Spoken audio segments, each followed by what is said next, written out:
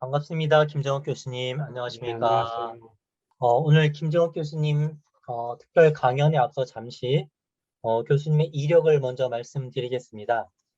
김정욱 교수님은 서울대학교 환경대학원 명예교수님이시고 또 한국교회 환경연구소 이사장이십니다. 전 녹색성장위원회 위원장이셨고 현재는 환경협력대사로 섬기고 계십니다.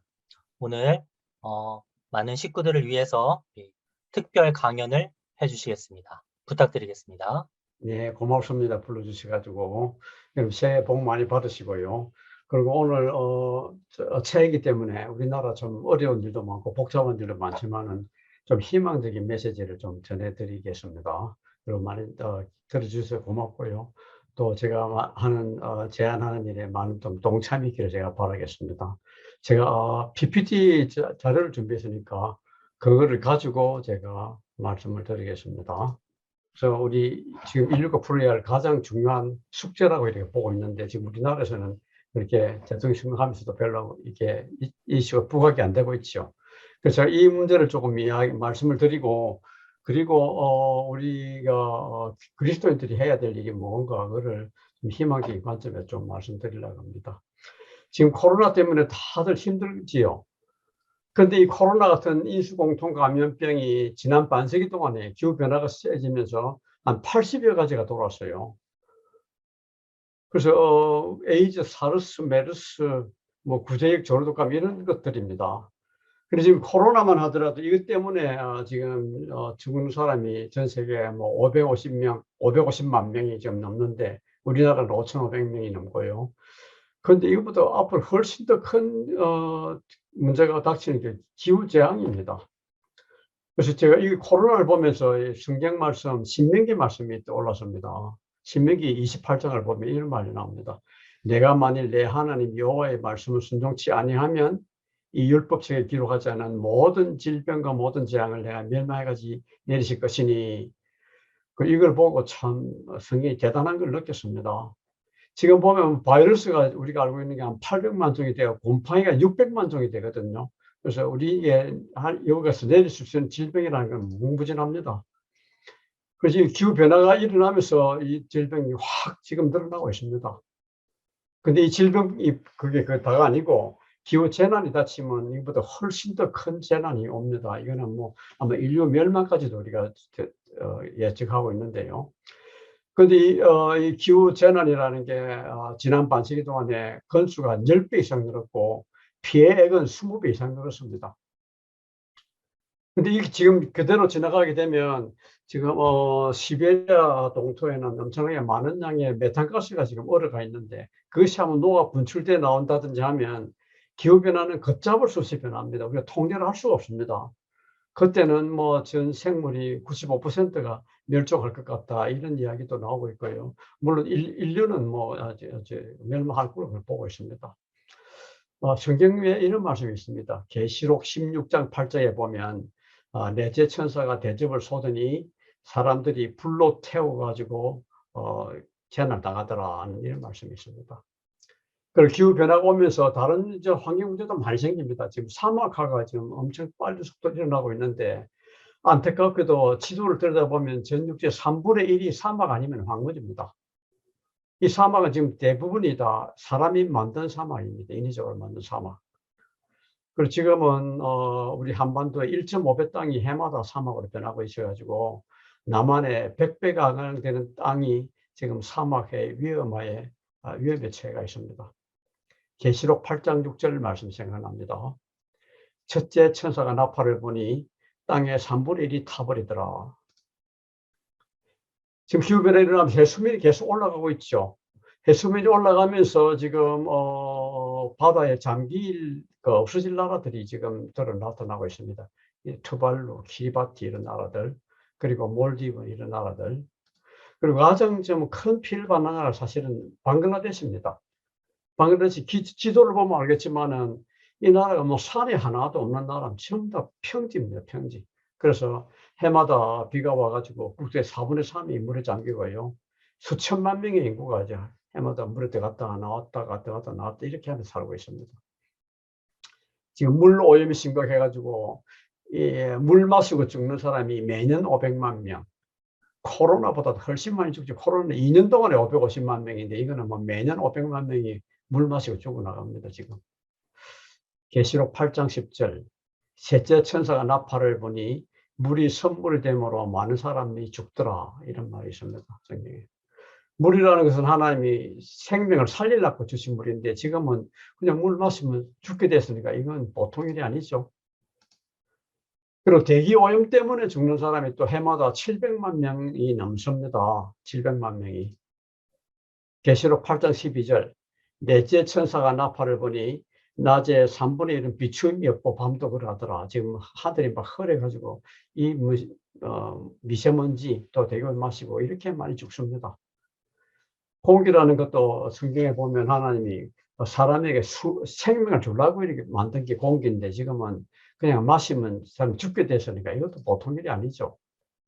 그리고 생물들은 많이 죽어나갑니다. 학자가 발표하기를 이 사이언스라는 논문이 나오는데 사이언스 논문은 우리 과학 잡지 중에서 가장 신뢰받는 그런 잡지 중에 하나죠. 네이처하고 사이언스 두 개입니다. 2050년까지는 모든 바다가 저기 파멸될 거다. 이런 논문이 나오고 있습니다. 파멸된다는 말은 90% 이상이 다 죽는다. 이런 이야기입니다. 바다에 이런 시뻘건 적초가 끼면 뭐 물고기들이 그냥 떼죽으면 합니다. 그리고 뭐 오염돼서 막 떼죽으면 하고요. 계시록 8장 8절. 둘째 천사가 나팔을 보니 바다에 생명 가진 피조물의 3분의 1이 죽더라. 이런 말이 있습니다. 지금 생물이 죽어가는 속도가 지구 역사상 가장 빠른 속도라고 그럽니다. 매년 1%의 생물종이 사라지고 있다 그러는데 지금 생물 멸종하는 속도는 공룡이 멸종하는 속도보다도 1000배 정도 빠르다고 이렇게 이야기를 하고 있습니다. 그래서 우리가 직접 느끼는 것은 뭔가 하면 지금 곤충들이 많이 죽어나가는데 특히 꿀벌들이 굉장히 빨리 죽고 있어요. 그래서 꿀벌이 사라지면 어떻게 되나? 아인슈타인이 말하기를 인류는 4년밖에 버티지 못한다. 그렇게 봤습니다. 꿀벌이 우리 식량의 80% 이상을 생산하는데 지금 꿀벌이 자꾸 없어지니까 미국에서는 우리나라에서는 뭐 꿀벌 없으면 손으로 이렇게 수정하고 다니면 되죠. 미국에서는 일손이 없으니까 지금 꿀벌을 수입해가지고 농작물 개화 시기에 따라서 들고 다니면서 농사를 짓습니다. 이런 기후 파멸을 막으려고 그러면 기온이 산업화 이전보다도 2도 이상 올라가서는 우리가 기후를 통제할 수 없다. 그때는 뭐 기후 통제가 그냥 손을 벗어나기 때문에 그냥 이렇게 파멸이 온다고 보는 겁니다. 2도 이상 올라가서는 안 된다 하는 게 그게 파리 기후 협정의 내용인데 2도는 좀 위험성을 가지고 있으니까 1.5도를 목표로 하자. 이렇게 협정에서 만들어 놨는데 2018년도에 우리나라에서 열렸던 기후회의에서는 2도 안 된다. 1.5도로 해야 된다 하는 1.5도 특별 보고서를 채택했습니다. 왜 1.5도 보고서를 채택했나니까 2도가 올라가게 되면 북극의 얼음이 완전히 다 훼손되고 그리고 물 부족 인구가 지금 뭐 50%로 증가하고요. 그리고 기후 난민이 수억 명이 생긴다. 우리나라에 얼마 전에 몇 년 전에 뭐 예멘인가 한 나라에서 난민 100명 정도 오니까 막 난리를 쳤죠. 못 받아들인다고. 근데 이런 수억 명이 생긴다 이래 봤습니다.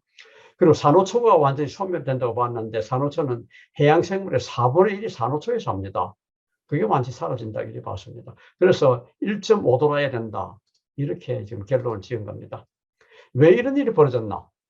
지금 인류가 에너지를 너무 많이 낭비를 합니다. 미국 사람이 한 사람이 쓰는 에너지가 자기 몸무게 1000배 나가는 고래만큼 씁니다. 고래가 그 큰 덩치를 가지고 1년에 지구를 한 바퀴씩 돌면서 헤엄친다 그러면 얼마나 에너지가 많이 들겠어요. 그런 에너지를 쓰는 겁니다. 우리 한국 사람도 지금 미국 사람만큼 거의 그렇게 씁니다. 그리고 자원을 얼마나 낭비하는지 미국 사람이 한 사람 나서 죽을 때까지 자기 몸무게 수천 배의 자원을 쓰레기로 만들어 버립니다. 우리나라도 지금 마찬가지입니다. 그러다 보니까 지구가 견딜 수가 없어가지고 지금 지구가 깨지는 건데 지금 우리처럼 인류가 지금처럼 살다 그러면 지구가 지금 하나 가지고 안 된다. 1.6개가 있어야 된다. 이렇게 봅니다. 한국 사람처럼 살다 그러면 지금 이 지구가 세계 반이 필요하다 이렇게 봅니다. 그러니까 지금 지구가 망가지고 있는 겁니다. 지금 망가지고 있어요. 그래서 이거를 피하려면 어떻게 되나? 우리가 앞으로는 지속 가능한 발전을 해야 된다. 그런 이야기하는데 지속 가능한 발전이라는 게 뭔가 하면 우리만 잘 먹고 잘 살아서는 안 된다. 우리 후손도 살게 하고 우리처럼 살게 하고 살아야 된다 하는 그게 지속 가능한 발전입니다. 그리고 이게 지속 가능한 발전을 하려고 그러면 이제 기후 재앙이 문제 없어야 됩니다. 기후 재앙을 없애려고 그러면 탄소 중립을 해야 되는데 탄소 중립이라는 게 무슨 뜻인가? 우리 탄소 중립 기본법에다가 이렇게 정리를 해놨습니다. 온실가스를 하나도 배출해서는 안 되는 게 탄소 중립입니다. 온실가스가 탄소 외에도 여러 가지가 기체가 있지만은 그것들을 사실 산가스 탄소 양으로 다 계산하거든요. 그래서 탄소 중립이라고 이렇게 말을 붙였습니다.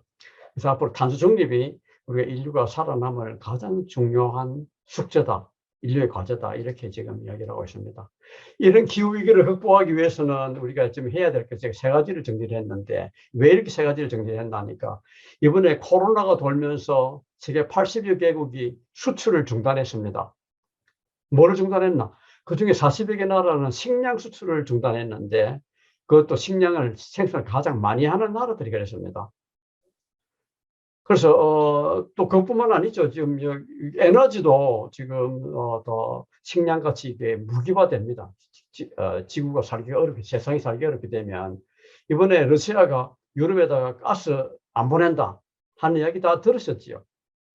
옛날에 미국은 일본에다가 석유를 수출 안 했습니다.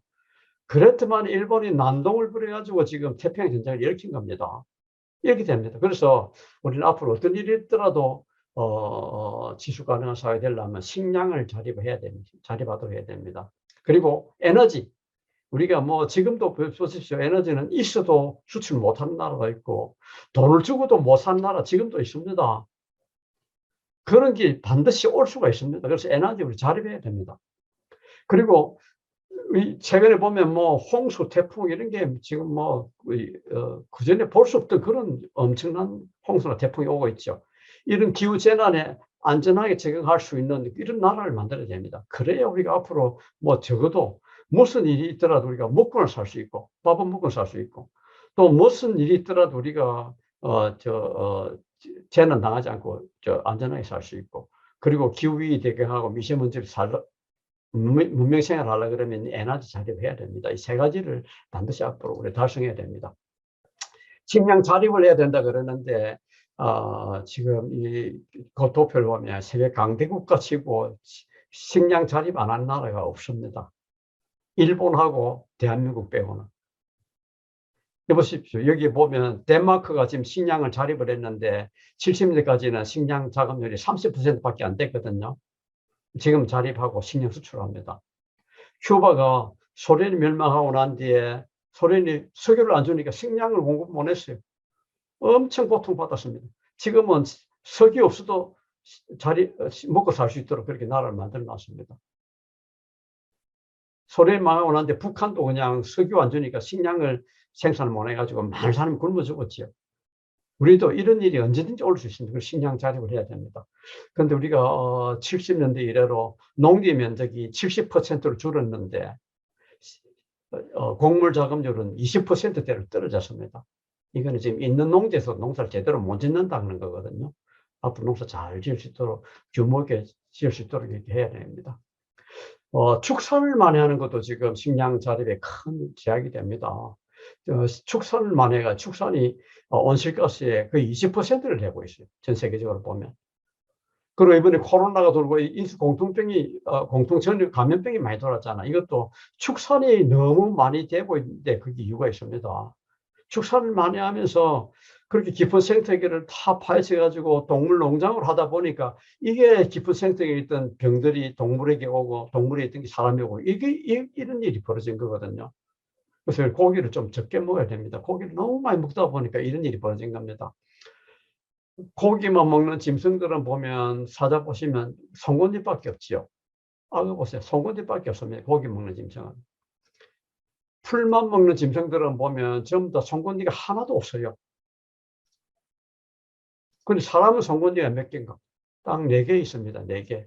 그래서 하나님 우리 보고 너는 고기를 8분의 1 정도만 먹어라. 이렇게 해서 그렇게 소금 4개만 주신 것 같아요. 고기 먹는 거 좀 줄여야 됩니다.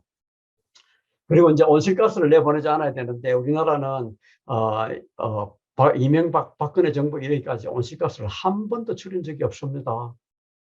이명박 정부는 2020년까지 온실가스 20% 줄이겠습니다 하고 국제사회에 공언했지만은 오히려 확 늘려놨고요. 박근혜 정부는 그걸 10년 연기해가지고 30년까지 37% 줄이겠습니다 했는데 하나도 안 줄이고 계속 늘렸습니다. 그러고는 이제 겨우 문재인 정부 들어와서 제가 노동위원장을 하면서 이제 한 일인데 그때 이제 지난 2년간 11%를 줄인 게 처음입니다. 우리나라는. 근데 앞으로 2030년까지는 40%를 줄여야 됩니다. 이게 우리가 지금 내놓은 계획이고 그 유엔에 제출한 계획입니다. 그동안에 온실가스 하나도 안 줄이다 보니까 최근에 세계 13,000개 도시의 온실가스 배출량을 조사를 발표한 게 있는데 서울이 세계 1등을 해버렸습니다. 서울 인구는 수도권 보태가 2,150만으로 봤는데 중국의 광주 4,500만, 우리보다 2배가 많죠. 이 도시를 앞질러 버리고요. 그리고 일본의 동경 요코하마가 인구 3,500만인데 우리보다 1.5배 인구 많습니다만 이거를 2배 가까이 앞질러 가지고 세계 1등 했다고 나왔습니다.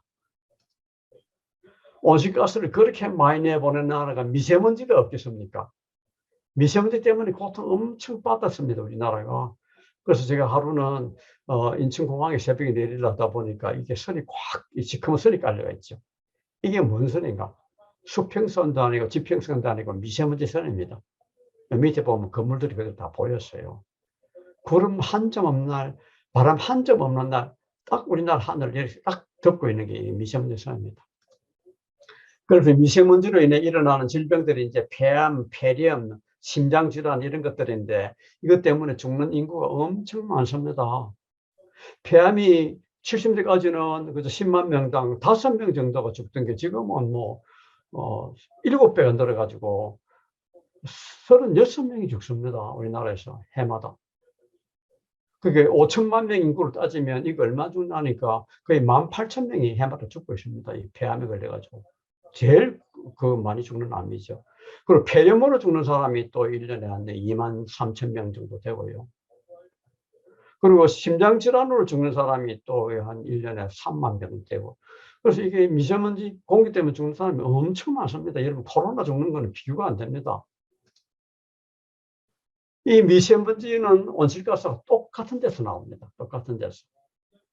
그런데 이 미세먼지 온실가스 내보낸 데가 어딘가 하니까 우리나라의 발전을 세계에서 가장 발전소를 많이 지은 나라인데 단위 면적 따져가지고 좁은 땅에 발전소 이렇게 많이 지은 나라가 없습니다. 석탄 발전소, 원자력 발전소 2개 다 세계 1위입니다. 1등으로.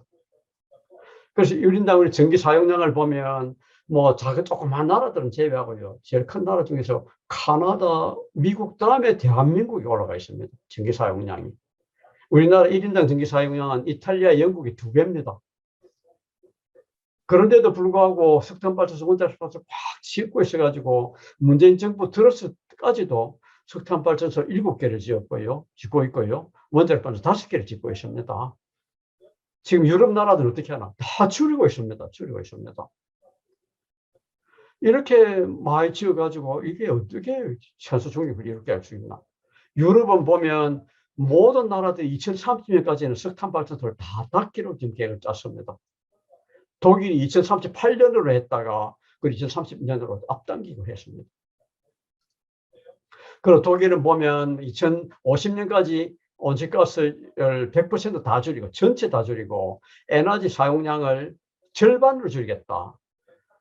재생에너지로 충당하려고 그러니까 재생에너지는 생산 밀도가 아주 작고 대량 생산, 대량 수송, 대량 소비가 불가능합니다. 그래서 에너지 양을 딱 절반으로 줄이는 걸 계획해놨습니다.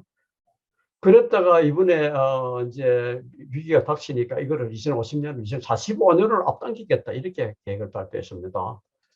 영국도 마찬가지입니다. 2050년까지는 에너지 절반을 줄이고 모든 온실가스는 하나도 배출 안 하겠다.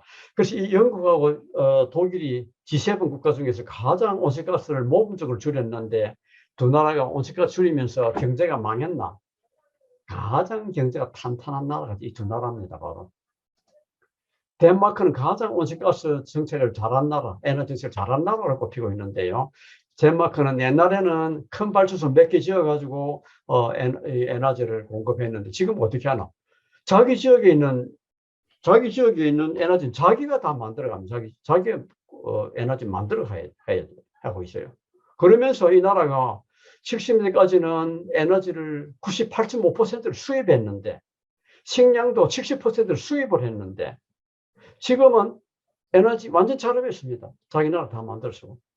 어떻게 자립하나? 재생에너지를 다 자립하는 거예요. 자기가 만들면 자립되는 겁니다. 자기 나라에서 만들면. 식량도 자립해버렸습니다.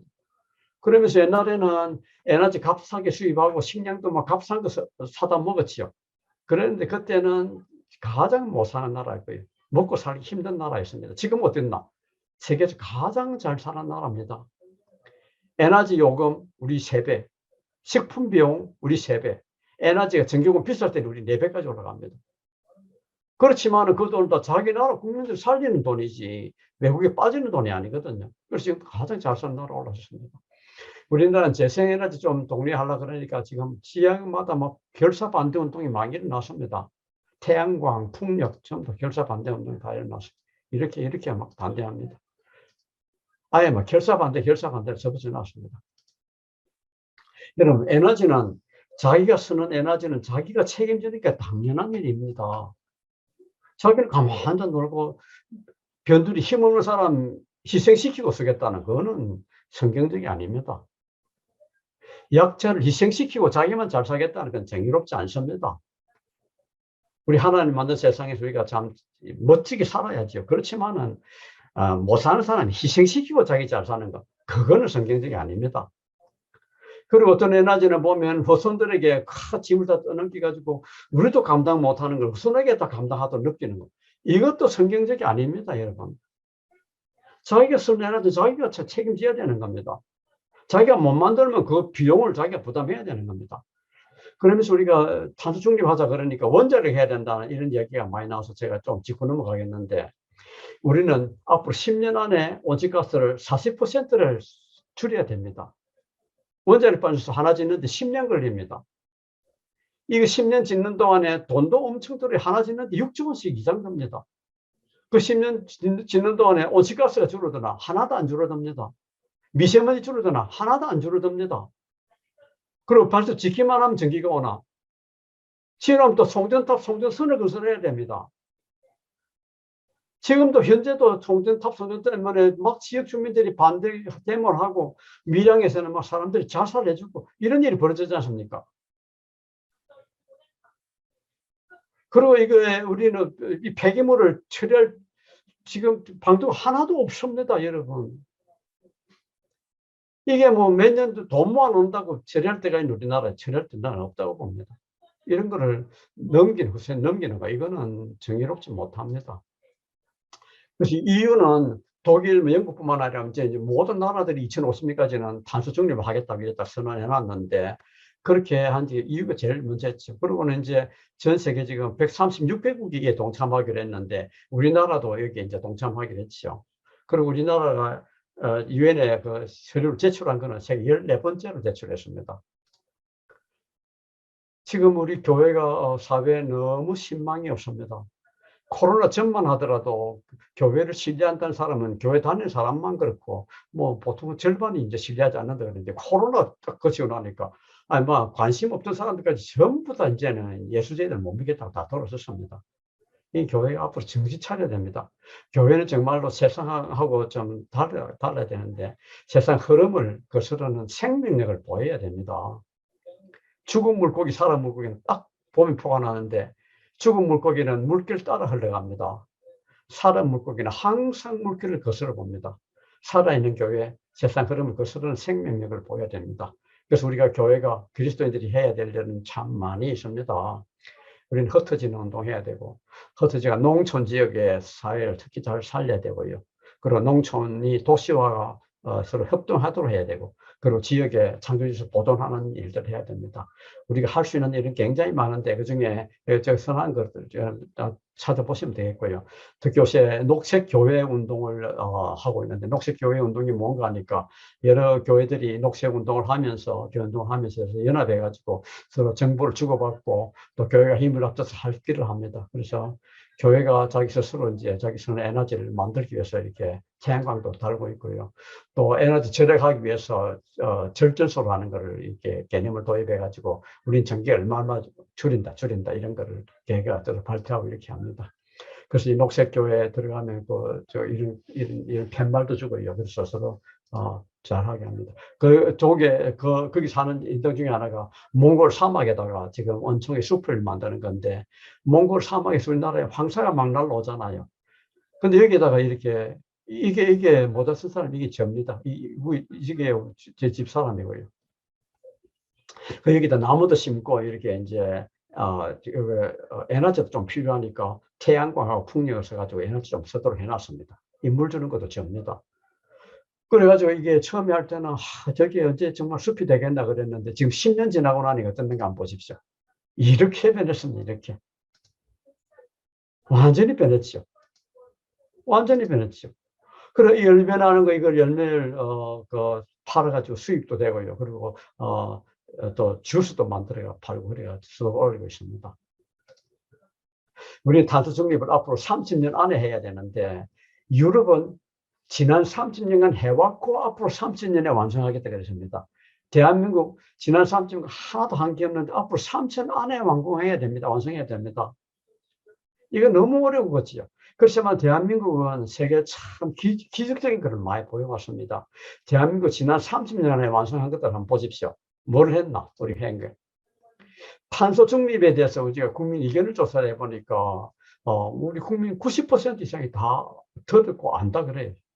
그리고 우리가 탄소 중립의 속도도 지금보다 더 빨리 해야 된다는 의견이 많이 나와 있습니다. 지금. 그리고 참여 이사를 물을 때만은 뭐 거의 90%가 다 참여하겠다 그럽니다. 대한민국 분들 참 착합니다. 이걸 보면. 그래서 우리가 여기를 좀 앞으로 교회가 정말 앞질러 나가야 됩니다. 지난 30년 우리가 세계에 본 기적이 뭔가? 일제시대 거치고 난데 일본이 우리나라 나무를 전부 다 빼갔습니다. 이렇게 만들어 놨습니다. 이거를 살림 녹화한다고 해가지고 30년 안에 이런 차를 만든 나라가 인류 역사상 대한민국밖에 없습니다. 이게 우리가 해낸 겁니다. 옛날에 우리 도시하천이 얼마나 더러웠는지 모릅니다. 안양천 옆에 걸어 다니지를 못합니다. 냄새가 너무 독해, 하수도 냄새가 너무 독해가지고. 이런 걸 어떻게 했나? 30년 만에 이런 상황을 다 만들어놨습니다. 안양천, 중랑천 다 그랬습니다. 청계천 다 그랬습니다. 이걸 이렇게 만드는 게 30년 안에 다 끝냈습니다. 여러분 옛날에 서울에 교통 보십시오. 엉망이죠. 엉망. 이거 어떻게 고쳤나? 30년 안에 이렇게 만들어가 지금 우리 교통 체계가 세계에서 제일 잘된 나라라고 지금 칭찬받고 있는 나라를 만들었습니다. 그러면서 여기 보십시오. 전철이니 버스니 이런 게 뭐 세계 제일 잘 돼 있는 나라로 지금 이렇게 만들어 놨거든요. 청계천변에 옛날에 얼마나 더러웠습니까? 이렇게 못한 나라인데 이걸 지금 어떻게 만들었나? 30년 안에 이런 거를 만들었는데 이거 지금 청계천 이게 참 아름답게 꾸며놨죠. 많은 세계 사람들 와서 이걸 어떻게 됐는지 보고 가고 합니다. 쓰레기 투기장, 난주도에 쓰레기를 그냥 막 버렸습니다. 이게 매립장다 투기장입니다. 이 높이가 100m 넘게 쌓였습니다. 쓰레기가. 이걸 갖다 어떻게 했나? 이거를 이렇게 지금 만들어 놨습니다. 이렇게. 여기 이거 쓰레기 침출수 더러운 물 나는 거 다 안 나가도록 다 차단했고요. 이 밑에 가스를 뽑아가지고 지금 이 가스를 가지고 발전해가 전기를 만들어가지고 전기도 주고 지금 난방도 하고 그러고 있습니다. 지금 이 난주도 보시고 아니 얼마나 아름답습니까? 그래서 난주도 옛날에 난주도가 주민들한테 정말로 이게 원수였는데 지금은 난주도를 너무 자랑스럽게 생각합니다. 오히려 난주도 때문에 집값도 막 올라가고 그렇습니다. 그래서 쓰레기 분리수거하는 거 종량제를 하고 음식 쓰레기를 분리하는데 지금 제가 듣고 보니까 이제 이거 종량제하고 음식 쓰레기 분리하는 거는 미국이나 독일이나 유럽에 다 칭찬한다 그래요. 근데 이거 우리나라밖에 하지 않습니다. 왜 다른 나라는 칭찬하면서 왜 안 하나? 하려 그래도 국민들이 말을 안 들어줬으면 못 합니다. 근데 이 두 가지 제안한 게 저거든요. 제가 잘했지요. 근데 이거를 지금 따를 수 있는 나라가 전 세계 대한민국밖에 없어요. 그래서 우리나라 국민이 얼마나 착합니까? 잘합니까? 그래서 이거 잘하고 이렇게 해놨다가, 그러면 이명박 정부 들어와가지고 이 정책이 막 거꾸로 돌아가가지고 지금은 이제 유럽 나라들에 우리가 좀 뒤지고 있습니다, 정책이. 한 번 없애고 나니까 뭐 진짜 잘하던 거 없애고 나니까 도로 만드는 게 그렇게 힘든 겁니다. 일회용 컵 만드는 거, 비닐 뭐 봉지 막 나눠주는 거. 옛날에 다 억제하는 제도가 있었는데 그거 다 없애버리거든요. 한 없애고 나니까 도로 만들기가 너무 어려운 거예요. 우리 기업들 보시면 진짜 너무 잘 나가죠. 근데 잘 나가게 된 게 90년 들어와가지고 삼성, 현대, LG가 녹색 경영을 시작했는데 그때 수조 원 돈을 투자해, 수조 원 돈을. 그때 엄청난 돈입니다. 그러면서 어떻게 했나? 에너지 사용 줄이고 자원 순환 잘하도록 이렇게 해나갔습니다. 그러면서 이제 삼성전자 같은 데서 제가 보고 듣기를 매년 그 에너지 사용량을 10% 정도 줄이고 또 생산성 10% 올렸다 그러더라고요. 지인들 보고 하기를. 그런 거를 지금 한 30년 하니까 지금 어떻게 됐나? 지금 세계 1등 기업들 아닙니까? 이 기업들 보십시오. 그때 우리가 4개 재벌 중에서 하나가 이제 이렇게 묶인 게 대우가 있는데, 대우는 뭐 그때 할 일이 너무 바빠가 이런 데 신경 못 쓴다 그러더만 대우는 지금 뭐 분해되고 없지 않습니까? 이것도 우리가 좀 세상에 자랑거리입니다. 그리고 또 하나 자랑거리. 우리나라 그동안에 대통령이 막 도망가고 말이죠. 그냥 감옥 들어간 대통령이 뭐 절반 이상이거든요. 그래 나쁜 대통령을 많이 뒀는데도 불구하고 우리나라가 그렇게 못 사던 나라가 지금 선진국 올라섰다는 게 이게 우리나라가 이게 저는 처음에는 이게 좀 부끄러운 걸로 알았는데 이걸 참 되게 자랑거리라 그러더라고요. 다른 국가에서 듣기로는. 대통령을 참 감옥에 보내는 것도 참 대단한 국민이고 그렇게 하고도 이렇게 국민이 얼마나 훌륭했으면 이렇게 되겠나 하는 겁니다. 자랑거리 맞지요? 그래서 우리가 앞으로 이 탄소 중립하는 거, 우리가 기후 재난 없애는 거, 이것도 앞으로 30년에 우리가 반드시 해나가야 됩니다. 여러분, 하나님한테 세상 보십시오. 제가 아름다운 사진만 가져왔는데, 너무 아름답지요. 너무 아름다운 게 많지요. 이거 보십시오. 어떻게 이런 거를 다 가질 수가 있나? 그래서 하나님이 보시기를, 내가 만들었지만 내가 봐도 너무 잘 만들었다. 그러면서 하신 말씀이 네 마음대로 뭐 빼먹고 놀아라 한 게 아니고 성경 성경에 보면 일보고 돌보게 하라. 그랬죠. 저는 이게 참 번역이 잘 됐다고 봤습니다. 일구라. 그래서 땅을 거기서 내가 얻을 먹어라. 그리고 돌보라. 대신에 그렇게 생산이 날 만큼 잘 돌보라. 이렇게 주고받고 하라. 주고받고 하라. 그겁니다. 그렇게 하라는 거. 그리고 아담과 이브에게 하와에게 눈 뜨자마자 한 명령이 너는 땅에 충만하라. 땅을 정부와 생명을 다스려라. 땅에 충만하라는 게 무슨 뜻인가? 땅의 필요를 순리대로 채워줘라. 그래야 땅도 우리 필요를 줘준다. 이게 마이모니데스가 해석한 글입니다. 마이모니데스 제가 보기에는 에스라 이후에 가장 구약 성경을 잘 아는 그런 성경학자입니다. 땅을 정복하라. 하나님 우리를 정복하는 방법은 우리를 뭐 겁을 주고 두드려 패고 해서 정복하는 것이 아니고 예수님의 말씀하셨듯이 섬김을 받으러 온 것이 아니라 섬기러 왔다. 섬기듯이 잘 갖고 가는 그게 정복하는 방법이에요. 생물 다스리라. 생물들이 잘 살도록 보살피는 겁니다. 그렇게 하라는 겁니다. 그리고 거기에 대한 대기는 요한계시록에 나옵니다. 마지막 날에는 심판한 날에는 주의 이름을 경외한 자들에게 상을 주시지만은 땅을 망하게 하는 자들은 멸망시킨다 그랬습니다. 하나님을 무시하는 사람들이 제일 큰 죄악이 뭔가? 하나님 만드신 땅을 피조세계를 그냥 망가뜨리는 그게 가장 불경한 죄입니다. 이거는 뭐 요한계시록에 갑자기 나온 것이 아니고 시편에도 그런 말이 있습니다. 여호와께서 행하신 일과 손으로 직접 지으신 것을 무시하고 하는 자들은 그래서 그들을 멸망시킨다 그랬습니다. 오늘 여러분 새해 만나게 돼서 반갑고요. 새해 복 많이 받으시기 바랍니다. 그리고 강의 들으셔서 고맙고요. 앞으로 우리가 희망을 전하는 그런 그리스도인이 되기를 제가 바라겠습니다. 고맙습니다.